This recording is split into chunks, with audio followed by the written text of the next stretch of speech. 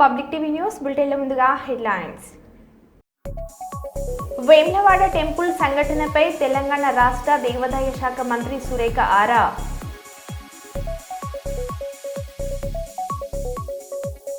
Register Naik పై నిరాధార ఆరోపణలు చేస్తే ఊరుకోం కైలాస్ నాయక్.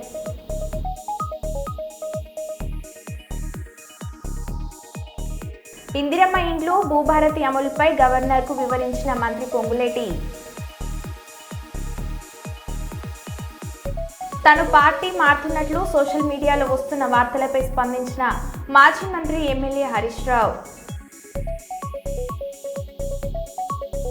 వరంగల్లో అందాల భామలు వస్తున్నారని రోడ్డు ప్రక్కన షాపులను తొలగించిన అధికారులు.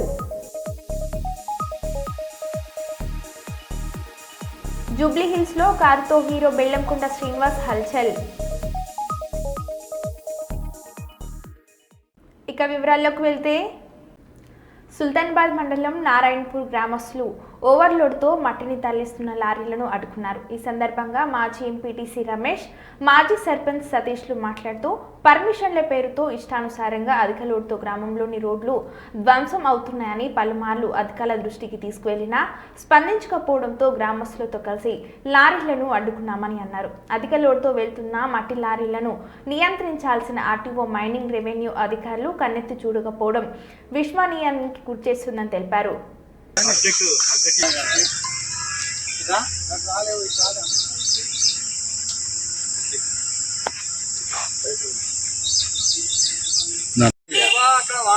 నేను అక్కడ వంట ఆటం అంటారని చెప్తాను కాకో మహా టీ నుంచి చేస్తాను ఇప్పుడే వచ్చారా ఇది తీసినావు గిన్నె తీస్తాను ఇది మొత్తం తీసుకున్నా.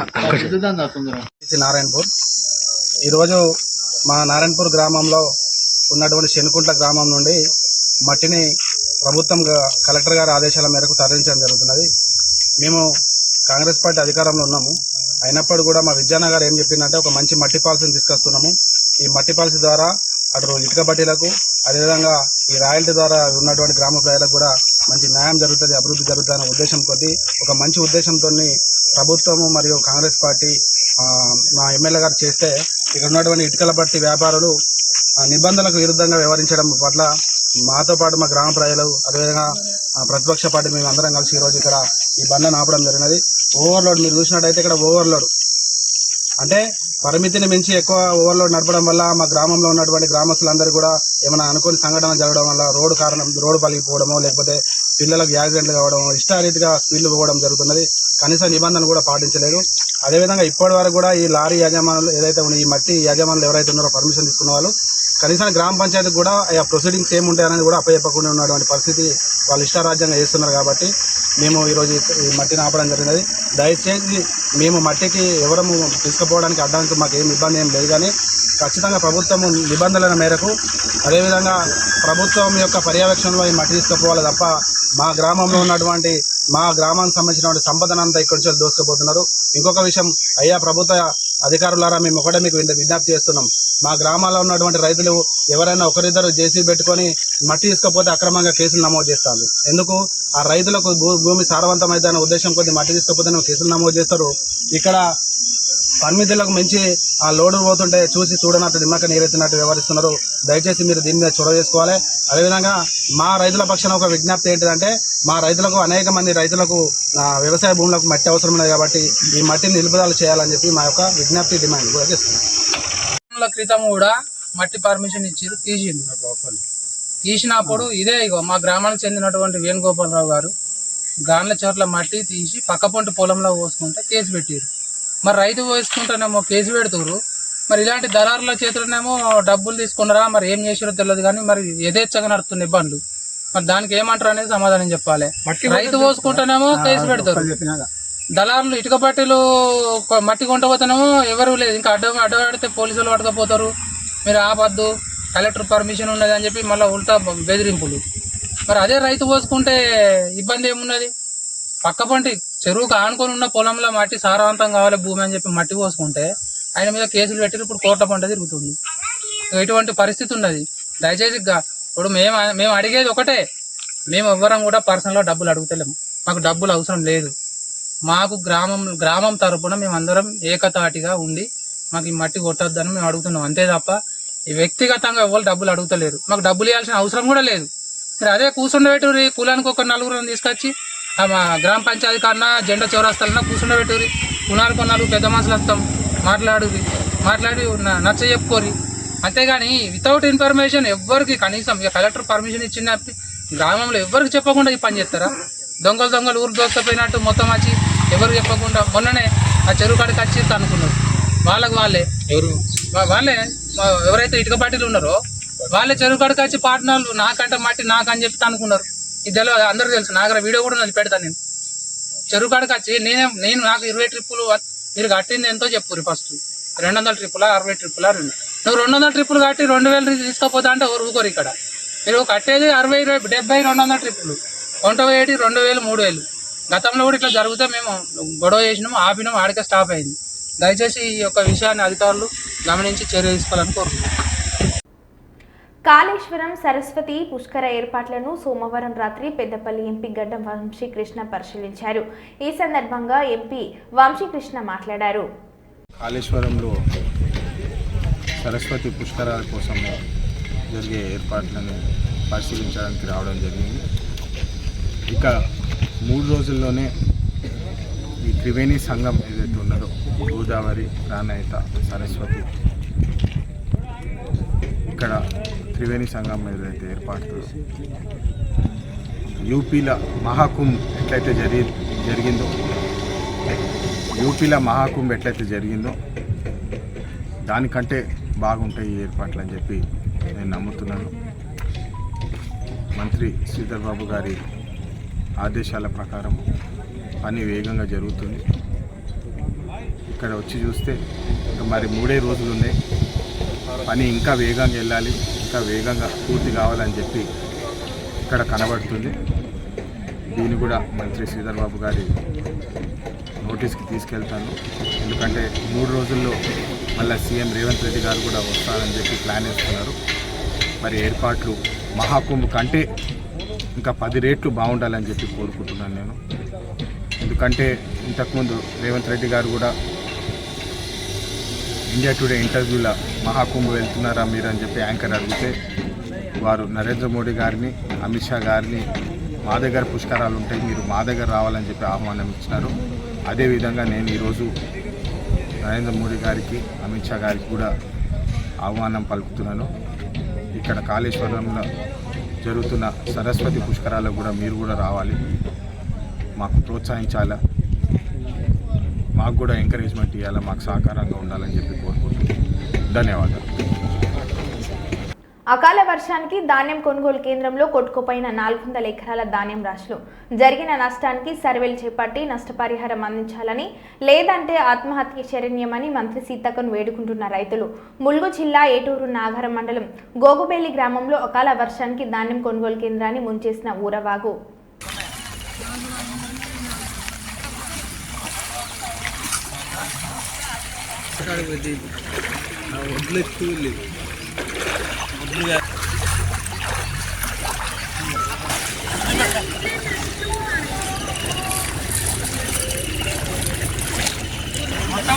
అన్న ఇప్పుడు వరద తగ్గినాక అన్న వరద తగ్గిన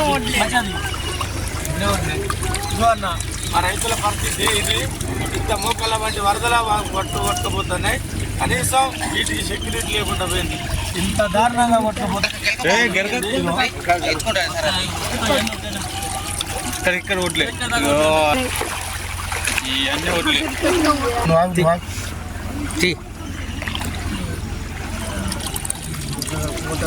ఇది మా రైతుల పరిస్థితి. దయచేసి మీరు అధికారులు దృష్టి పెట్టాలి. మేము ఒక్కొక్కరి దగ్గర కట్లేర్ల దగ్గర, ట్రాక్టర్ల దగ్గర, హార్వెస్టర్ల దగ్గర అప్పులు చేసి మేము వ్యవసాయం చేసుకున్నాం. ఇంత వంటి వరదల ఈ రకంగా వడ్లు కొట్టబోతున్నాయి. మా దిక్కు కనీసం మనం అప్పులు కట్టుకునే పరిస్థితి లేదు. ఏ అప్పులోళ్ళు కూడా ఆగరు. వడ్లు పండినాయి అంటే అప్పులోళ్ళు ఇళ్ళకి వస్తారు. ఇంతవరకు మేము ఎవరికి రూపాయి కట్టాలనో ఏడాది మా భార్య పిల్లలు ఏం చదువుకోవాలో అర్థం కాని పరిస్థితిలో ఉన్నాం.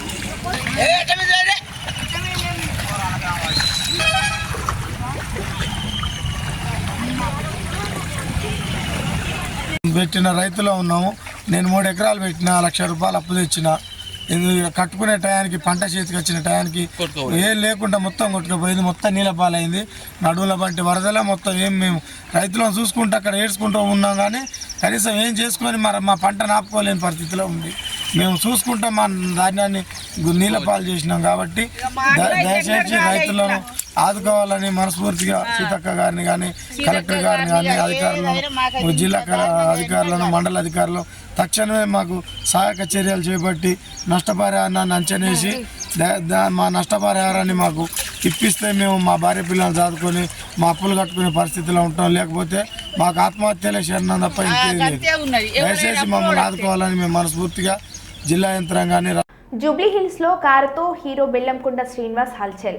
జర్నలిస్టు కాలనీ వద్ద రాంగ్ రూట్ లో కారుతో ట్రాఫిక్ కానిస్టేబుల్ పైకి తీసుకొచ్చిన Bellamkonda Srinivas traffic constable car ఆపి నిలదీయడంతో వెళ్లిపోయిన బెల్లంకొండ శ్రీనివాస్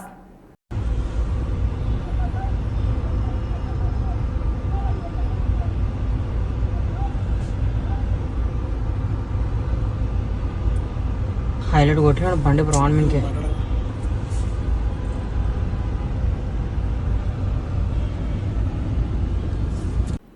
ఇందిరమ్మ ఇండ్లకు భూమి పూజ చేసిన మంత్రి సీతక్క. రాష్ట్రంలోని ప్రజాపాలన ప్రభుత్వం ప్రతి పనిని చిత్తశుద్ధితో పూర్తి చేయడమే కాకుండా ఇచ్చిన మాట కట్టుబడి ప్రతి పనిని పూర్తి చేస్తామని మంత్రి అన్నారు. తాను ములుగు నియోజకవర్గంలోని ప్రజలకు ఇచ్చిన హామీలన్నింటినీ దశల వారీగా పూర్తి చేయడానికి చర్యలు తీసుకుంటున్నానని స్పష్టం చేశారు.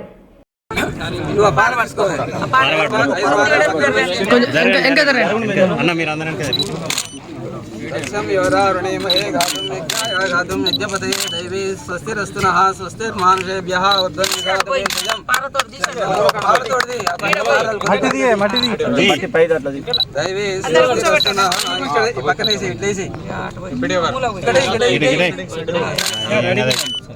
స్వస్తిర్మానుషేభ్యః ఊర్ధ్వం జగాతు వేషజం చెన్నోస్తు ద్విపదే చతుష్పదే. ఓం శాంతి శాంతి. అట్లా మూడు అందులో పెట్టేస్తే సర్వవేదయజ్ఞ క్రియాకరణ కర్మారంభాః ఇందులో వేసేము. శుభశోభనా ప్రవర్తంతే ఓంకారమాదిం కృత్వా భవద్విరణ్యాదః నవో నవో భవతి జాయమానోహ్నాం ఏదృశసామే చక్రే భాగం దేవేభ్యో దధాధ్యాయన్. ఇందులో వేసి ప్రచంద్రమా స్థిరతి దీర్ఘమాయుః తచ్చం ఎవరావరణేమహే ఘాతం. నాకిచ్చే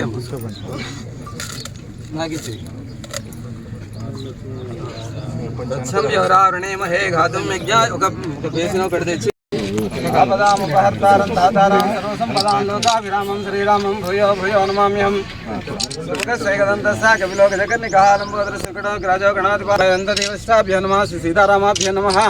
సర్వేభ్యో మహాజనేభ్యో ఆచార్యదేవతాభ్యో నమః. అక్షదాం సమర్పయ. ఇక్కడ వేసి దేవుడి మీద వేసి గంధాన్ ధారయామి కుంకుమ లేపనాది పరిమళ ద్రవ్యాణం సమర్పయామి. పుష్పై పూజయామి. ధూపమాగ్రాపయామి. వనస్పతిర్వే దివే.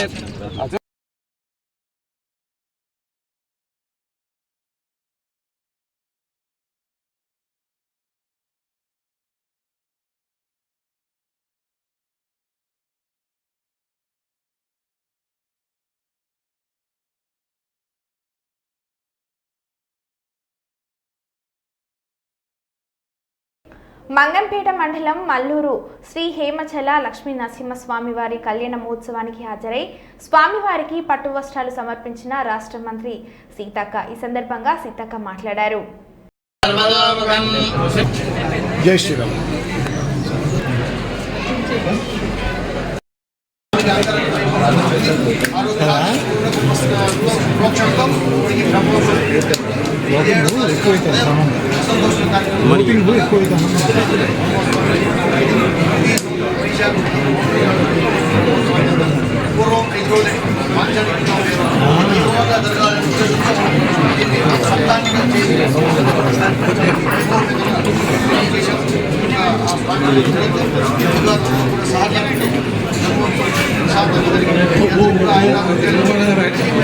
స్వామి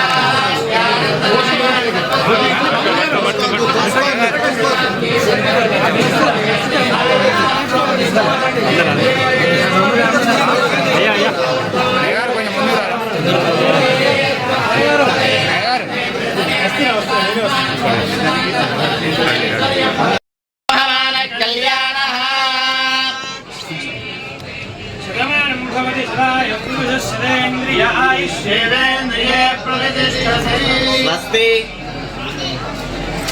దీర్ఘాయురారోగ్యమఖండభూతిం సామ్రాజ్యవృద్ధిం సకలైష్టసిద్ధిం కళ్యాణవృద్ధిం సర్వోజవృద్ధిం భద్రాద్రిరామోద్రాత్ సదావః మనమారీకరీశానికి సింగీచక్రీచరందకి శ్రీమన్నారాయణో విశ్వవాసుదేవోభిరక్షత్ విజయస్యారం విజయని జగదాన్యంగమస్థావరాణాం లక్ష్మీనారాయణ సత్య సమస్తం దిశతు చ పురుషో విహే దీక్షావతి సమానం భవతి సదాయ పురుషేంద్రియ ఆయుష్. మొత్తం ముందు నుంచి కూడా అన్న దృష్టి మేము ముందు నుంచి ఫోకస్ చేయించినాం ఈసారి లాస్ట్ టైం మనకు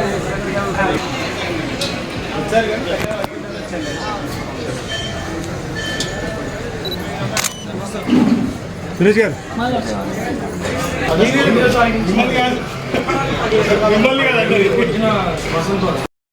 మా ప్రభుత్వంలో 1 కిలో వడ్లు కూడా తరుగు తీయమని రేవంత్ రెడ్డి అసెంబ్లీ సాక్షిగా అబద్ధాలు చెప్పారు. ములుగు జిల్లా గోవిందరావుపేట మండల కేంద్రంలో జెట్టి రాజు అనే కౌలు రైతు క్వింటాకు 10 కేజీల వడ్లు తరుగు తీస్తున్నారని ఆత్మహత్య ప్రయత్నం చేసుకున్నాడు. తాలు తరుగుల పేరు మీద రాష్ట్రంలో రైతులను కాంగ్రెస్ పార్టీ ప్రభుత్వం అన్యాయం చేస్తుందని హరీష్ రావు అన్నారు. రైతులను ఆదుకున్న చరిత్ర మాదే అధ్యక్ష. ముఖ్యమంత్రి గారు పోయిన అసెంబ్లీ సమావేశాల్లో మాట్లాడుతూ మా ప్రభుత్వంలో తరుగే తీయడం లేదు, అసలు తరుగు ప్రశ్నే లేదు మా ప్రభుత్వంలో అని చాలా గొప్పగా అసెంబ్లీలో భారీ డైలాగులు కొట్టిండ్రు.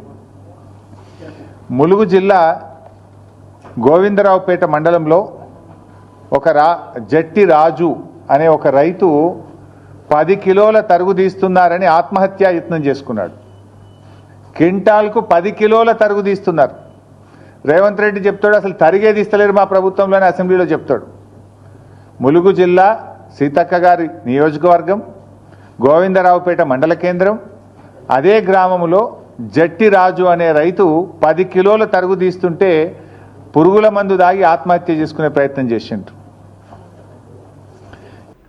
వైకల్యం శరీరానికి మాత్రమే మనసుకు కాదని దివ్యాంగులు ఆత్మస్థైర్యంతో ముందుకు వేయడానికి సహాయ ఉపకరణాలు పంపిణీ చేయడం జరుగుతుందని రాష్ట్ర పంచాయతీరాజ్ గ్రామీణ అభివృద్ధి గ్రామీణ నీటి సరఫరా స్త్రీ శిశు సంక్షేమ శాఖ మంత్రి సీతక్క అన్నారు. జిల్లా పరిషత్ కార్యాలయంలో జిల్లా సంక్షేమాధికారిని కె శిరీష అధ్యక్షతన మహిళలు, పిల్లలు, దివ్యాంగులు మరియు వయోవృద్ధులు సంక్షేమ శాఖ ఆధ్వర్యంలో జిల్లాకు చెందిన 6 దివ్యాంగులకు బ్యాటరీతో నడిచే ట్రైసైకిళ్లను అందించేందుకు ప్రత్యేక కార్యక్రమాన్ని నిర్వహించడం జరిగింది. డిసేబుల్ శాఖ ఆధ్వర్యంలో మరి దివ్యాంగ సోదరులకు 6గురిని సెలెక్షన్ చేసి బైకులు ఇవ్వడం జరుగుతుంది, స్కూటీలు ఇవ్వడం జరుగుతుంది. ఈ కార్యక్రమానికి అధ్యక్షత వహిస్తున్న ఈడబ్ల్యూ శిరీష గారికి, అదేవిధంగా కలెక్టర్ టిఎస్ దివాకర్ గారికి, మరి గ్రంథాలయ చైర్పర్సన్ కానూర్ చందర్ గారికి, ఎంపీడీఓ గారికి, మరి పత్రికా మీడియా సోదరులకు, మా స్టాఫ్ అందరికీ పేరు పేరున హృదయపూర్వక నమస్కారాలు. ఈరోజు దివ్యాంగులంటే మరి ఏదో ఒక అవయవం పనికిరాకుండా పోయినంత మాత్రాన మనిషి పూర్తిగా పనికిరానట్టు కాదు.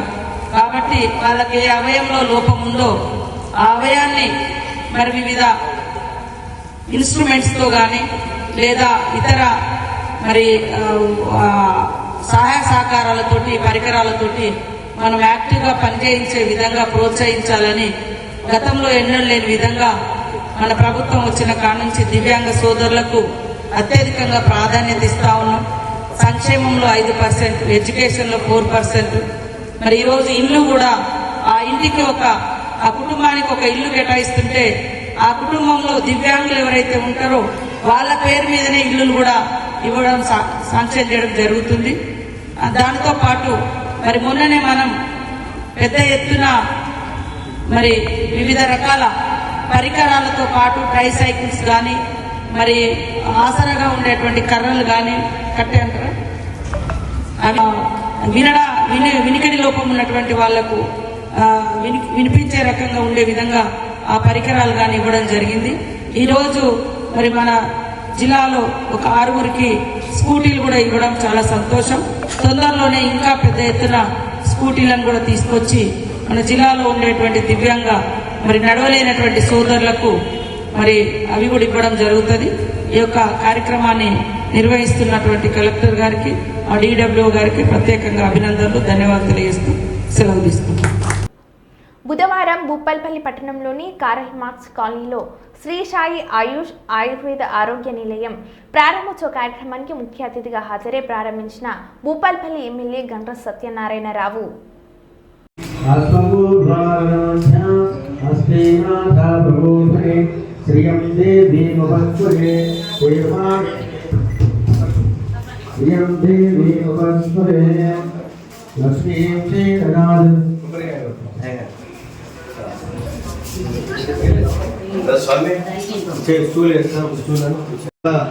డేంజరస్ మందులు.